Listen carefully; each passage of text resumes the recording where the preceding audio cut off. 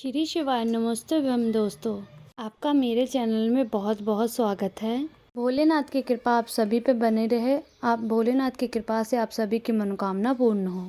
हमारे जीवन में बहुत सी कठिनाइयाँ आती है, बहुत से उतार चढ़ाव आते हैं, पर अगर हम जैसे कि हमारे जीवन में कठिनाइयाँ आ रही हैं, तो उन सभी चीज़ों के लिए अगर हम कुछ ऐसे उपाय करते हैं जिसके कारण हमारे जीवन से कठिनाइयाँ चली जाती है। अगर हम पीपल के पेड़ के नीचे सिर्फ एक दीपक जलाते हैं तो हमारे जीवन की जितना भी परेशानी होती है, कष्ट होती है और हमें जितने भी दुख होते हैं, सब हमसे दूर हो जाते हैं।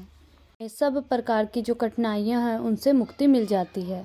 आप लोगों में से कई लोग ऐसे होते हैं जो पीपल के पेड़ के नीचे दिया जलाते हैं, पीपल के पेड़ में जल चढ़ाते हैं और वो जिस कामना के लिए ये उपाय करते हैं तो आपने उनसे सुना होगा या देखा भी होगा कि उनके जीवन में खुशियाँ भरा दिन आने शुरू हो जाते हैं और उनके जीवन से जो कष्ट होते हैं वो सब बाहर चले जाते हैं।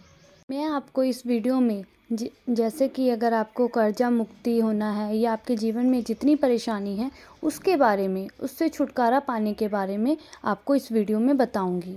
अगर हम पीपल के पेड़ में जल चढ़ाते हैं तो और शनिवार को चढ़ाते हैं तो हमें सूर्यास्त से पहले जल चढ़ाना चाहिए। वो शनि देव को प्रसन्न करने के लिए सूर्योदय से पहले हमें जल चढ़ाना चाहिए। पर अगर आप माता लक्ष्मी जी की कृपा पाना चाहते हैं, आपको धन को लेकर के समस्या है, तो आपको पीपल के पेड़ में जल, कोई विशेष मनोकामना से पीपल के पेड़ में जल दे रहे हैं, आपकी जितनी परेशानी है उसके लिए अगर आप पीपल के पेड़ में जल दे रहे हैं या आप विवाह संबंधी के कारण आप पीपल के पेड़ में जल दे रहे हैं, धन की प्राप्ति के लिए भी अगर जल दे रहे हैं, कोई अपनी मन की इच्छा पूर्ति के लिए अगर जल दे रहे हैं तो आप सूर्यास्त के बाद भी जल दे सकते हैं। 8 बजे तक आप जल दे सकते हैं। पर अगर आप शनिदेव की कृपा पाने के लिए और उनकी कष्टों से मुक्ति पाने के लिए अगर आप जल दे रहे हैं तो आपको सूर्योदय से पहले ही जल देना होगा। अगर आप शनिदेव को प्रसन्न करने के लिए जल दे रहे हैं तो जल में आपको काले तिल जरूर डालने चाहिए। और अगर आप माता लक्ष्मी जी की कृपा पाने के लिए जल चढ़ा रहे हैं तो आप दूध वाला जल, कच्चा दूध चढ़ा सकते हैं पीपल के पेड़ के नीचे।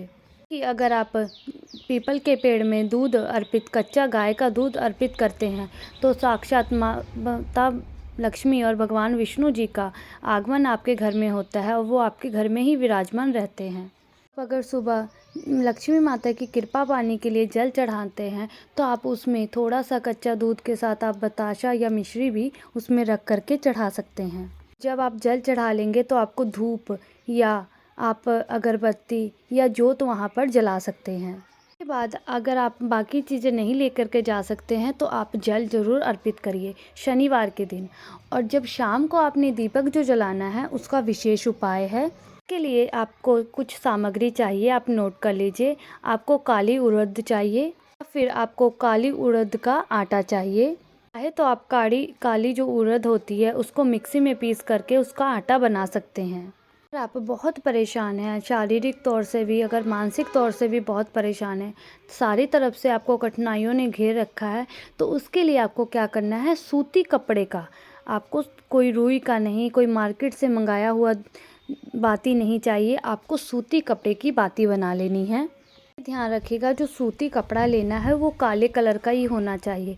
काले सूती कपड़े का आपको बाती बना लेनी है। उसके बाद जो उड़द की दाल है उसका जो आपने आटा बना लिया है उसको उसमें पानी डाल करके, शुद्ध पानी डाल करके उसको गूंद करके उसकी आपको दीपक तैयार कर लेना है। चाहे तो आप चौमुखी दीपक बना सकते हैं या चाहे आप एक मुखी दीपक भी बना सकते हैं। और दीपक में आपको सरसों का तेल डालना है। सरसों का तेल डाल करके आपको थोड़े से काले तिल भी उसमें डाल देने हैं। दीपक को आपको शाम के समय, शनिवार के दिन आपको शाम के समय, प्रदोष काल के समय आपको दीपक प्रज्वलित करना है। दीपक जला करके पीपल के पेड़ की 7 बार परिक्रमा करनी है और उनसे प्रार्थना करनी है कि जितने भी आपको कष्ट है, दुख है, दर्द है, वो सब खत्म हो जाए। उसके बाद आपको पीपल के पेड़ को पकड़ करके आपकी जितनी परेशानी है, जितनी मनोकामना है, जो भी आपके मन में चल रहा है, सो सब आप पीपल के वृक्ष को कहिए। आप इस तरीके से कहिए कि भगवान आपकी मनोकामना, आपकी इच्छा ज़रूर सुन लें।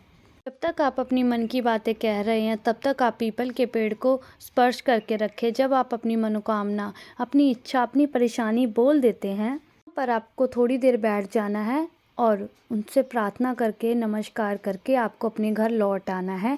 और ये ध्यान रखिएगा, जब आप पीपल के पेड़ के वृक्ष के बाद वहाँ से अपने घर लौटते आएंगे, तब आपको पीपल के पेड़ को दोबारा पीछे मुड़ के नहीं देखना है। अगर ये आप 7 शनिवार कर लेते हैं तो आप देखेंगे आपके जीवन में जितने कष्ट है, जितनी परेशानी है, वो सब नष्ट हो जाएंगी। जब आप पीपल के वृक्ष को अपनी परेशानी, अपनी मनोकामना बोल रहे हो तो आपको इस बात का ध्यान रखना है कि आपको भगवान विष्णु जी का स्मरण करते रहना है। भगवान विष्णु से ये प्रार्थना करिए कि आपसे जो गलती हुई है, जितनी परेशानी हुई है या आपके जितने कष्ट हैं, सबको वो ख़त्म कर दें और मेरे जो समस्त पाप मैंने किए हैं उन सबको आप क्षमा करिए। यकीन मानिए कि चमत्कार आप इसी जीवन में देखेंगे, आपको जीवन में कभी भी कोई कष्ट नहीं आएगा। भगवान विष्णु जी की और शनिदेव की कृपा से आपके जीवन में जितनी परेशानी है सब दूर हो जाएगी और आपके घर में खुशियाँ आना शुरू हो जाएंगी, शुरू हो जाएंगी, शुरू हो जाएंगी।